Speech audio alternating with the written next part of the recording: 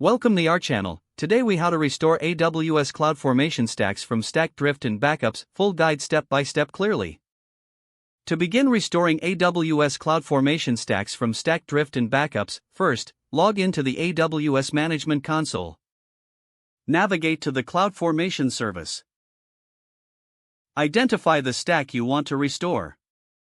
Check the stack's drift status by selecting it.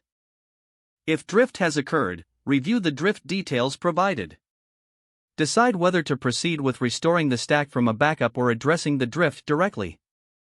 If you choose to restore from a backup, locate the backup template. This template could be stored in Amazon S3 or another location. Download the backup template to your local machine. Open the AWS Management Console again and return to the CloudFormation section. Click on Create Stack and select with New Resources, Standard.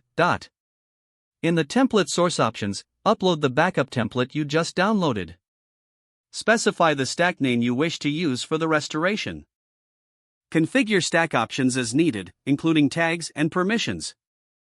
Review the settings and click Next to proceed. On the review page, confirm that the information is accurate.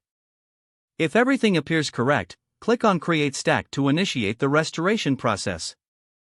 Monitor the stack creation process in the Events tab. Once the stack status changes to create_complete, the restoration is successful. For cases where drift needs to be addressed without a backup, choose to update the stack. Select the drifted stack and click on Update. Decide on whether to use the existing template or a new one. If using the existing template, click on Next to proceed through the Update wizard. Review any changes detected by CloudFormation and address discrepancies as needed. Finally, confirm your updates and click Update Stack to apply the changes. Monitor the progress in the Events tab until the update completes. By following these steps, you can effectively restore AWS CloudFormation stacks from drift and backups.